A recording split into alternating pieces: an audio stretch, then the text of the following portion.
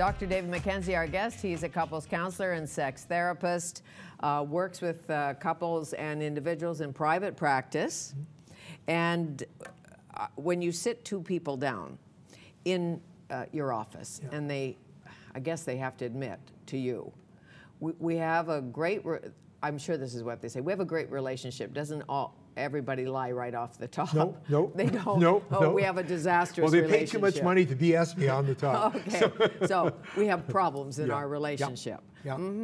And we can't put a finger on it. Yeah. We're just bored. And there's no romance, and it's dull, and all of that, and he doesn't surprise me anymore. That's a big thing, isn't it? Surprise. Well, it's interesting. Somebody you can't quite figure out, and they always surprise you, not in a bad way, in a great way. Never quite sure what they're up to. That's back to that intrigue. Well, mystery does create interest and suspense. I remember an article I read in the Toronto Star years ago when I was going to university in Toronto, and it was by Ann Landers, and somebody wrote her this very scenario. We're bored, we're this, and her response I thought was brilliant.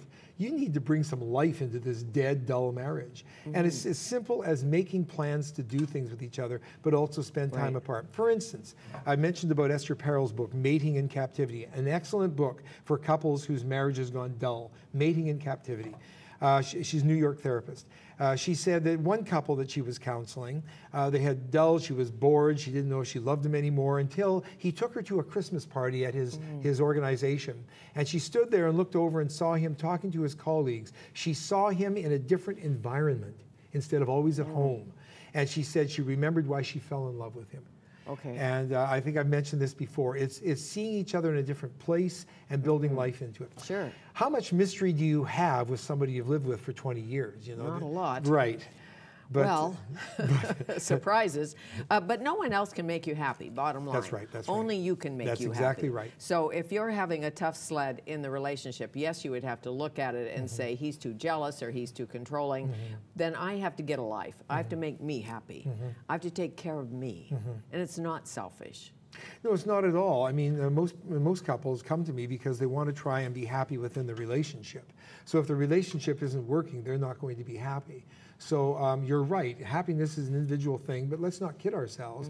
If you're in a bad relationship, you'll feel unhappy in that relationship. Sure, but whether you're married or you're dating, you know if somebody really adores you.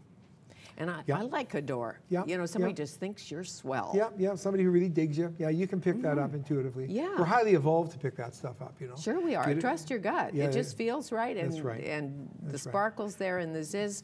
But always remember, just because you feel that or you pick that up from him doesn't mean that's the right partner for you. So you need to listen to what they're saying about themselves, take it seriously.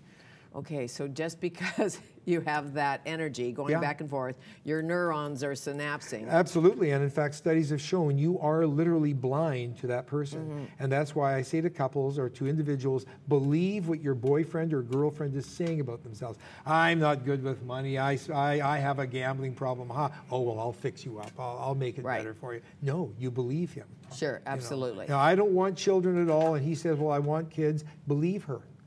Don't think you're going to change your mind. I'm not lying about that. That's right. And to fix a broken wing is really difficult. You can't. Maybe if you're a therapist, you can help. Yeah. But ordinary people. I really commend people who are dating who step up to the plate and name who they are and what they want out of that relationship, rather than kind of withhold and make people guess. And what is romantic to you? Because to some people, romantic is he mows the lawn. You know? Well, I haven't come across that one yet. Although another study showed that men who help out in the house get more sex. I know that. Yeah. Well, I've read that. Yeah. But, you know, pick up the guitar and sing to me. Yeah. That's like in the movies. Yeah. Romance is always about, you mentioned about the mystery and so forth. It's about the sense of being wooed, of feeling like you're important. It's also the element of connecting. And the reason why I think women tend to get bored more quickly after marriage is that females need to have emotional, mental connection, whereas men often don't need that as much, and they find their connection outside the marriage. It can be deadly.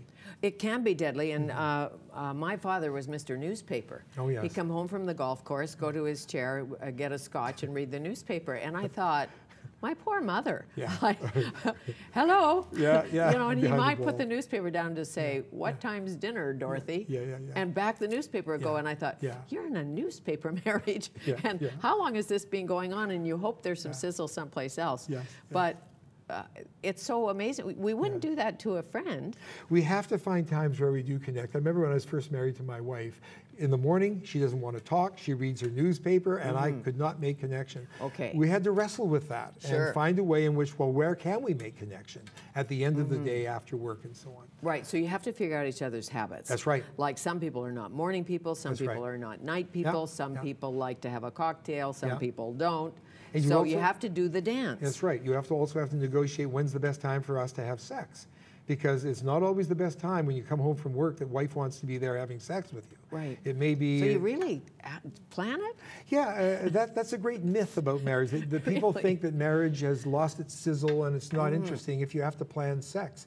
If you're in a busy relationship and you're both busy, if you just let it go and say, we're not going to, it doesn't mean that that at 8:03 on Right. Wednesday evening you have penetration. No, after Dallas. Exactly. It means that you set an evening aside in which romance can happen. Okay, so you have a date night. I have friends who do that, and I know their sex life is hot.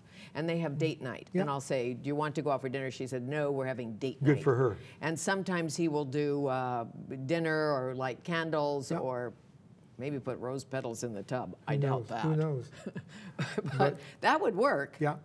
But it would work. I'm also saying that you need to schedule at least a night a week where you can be intimate and romantic, and schedule that time in which that's the time that we'll do it. Okay, so how much should a woman tell a man about how she really feels, and whether you're dating or not? You hear people say on dates, I just love you, but I'm not in love with you. What does the guy think I've never then? understood that one. No, I don't either. I just love you, but I love being around you, and I love Yeah. everything about you, but I'm not in love with you. Yeah. Well, and you see, we all have a different aspect of Yeah. My concern, what love means or what love feels my like. concern with that is that limerence, which is the feeling of being in love, Right. is often the first stage of falling in love and making that connection. Scott Peck says it's nature's way of kickstarting us out of our self-centeredness. If we judge a relationship based on that, we're going to get into real trouble. I mean, I still have those feelings of being in love with my wife, but I mean, it's changed radically since the first year of our being together. And so that will happen in long-term relationships. You must not judge the quality of your relationship by that. Boredom will often cause a woman or somebody to say, I don't feel like I'm in love with you anymore. It's because the emotional connection is faltering and they need to get reconnected. Sure. As you know, many mistresses will tell you it's how he makes me feel when I'm with him. And many men who are in having affairs will say it's how she makes me feel. It's how I feel when I'm with her. Yeah. It's not that she's more beautiful than my wife. It's not. What's happening She's is... just happy, and I love happy. And Exactly, but it's not real. So that you're seeing your mistress or your lover when that person's gone through the crappy part of the week and now they're free for you for that one night. I mean, just about anybody can pull that off. To see a lover twice a week. When you've got to live a life with another human being and work out those details, it takes some of the sizzle off of that. Sure, but in a way, you have to totally accept each other, as you suggested. Absolutely. She's crabby in the morning. You didn't say that. Yeah. But you said she doesn't like to speak in the morning much. Yeah. So it's okay. Yeah, yeah. Her life. It took me a while to get it, because I'm the talker, she's not the talker. So it took me a while to get used to that. But you've got to work that out. When you have a talker and a not talker, somebody who needs quiet time, Yeah. and you're yappy. I've had that experience. We never would have made it, Fanny. Well, no, and you sort of think, gosh, he doesn't like me because he's been reading for 2 hours. Yeah. Right? Yeah. And I'm in there trying to entertain him. Yeah. And nothing's working. Well, I mean, and that's again, you don't get what you deserve, you get what you negotiate. So you sit down and you negotiate. Look, I need time to connect with you. If you're going to sit in front of the TV or read the newspaper all the time, I can't connect. So, but I will give you the time in which you do need to be Sure, well, alone. you see some great couples. He says 2 words, and she talks all the time, or he talks all the time, and she says 2 words, and they're happy because perhaps she doesn't want to talk, and so happy he's talking. Yeah, absolutely, sure. There are various ways of defining a marriage. Right. Yeah. And in some relationships, you're both talking all the time. That's right. Wonder if those are better. I don't know. I think it would drive me crazy. I couldn't stand to be on the other end of me. Oh, that too, the mirror. Oh, here I am in spades. Yes, Oh, yes, that's all interesting. But there are ways in which couples can rebuild their marriage, bring excitement in. It's not dour. It's not the end of the road. And if you're in real trouble, you need to come and get counseling. I strongly suggest John Gottman's book, The 7 Principles for Making Marriage Work. And start with yourself. Absolutely. Well, that's where it has to be. You bet. Yeah. Follow your dreams. Yeah. Follow your bliss, as someone said. Robert, that's right. Go do it. Joseph Campbell. Joseph Campbell. Yeah. Thank you. Dr. David McKenzie, he's a counselor and a sex therapist.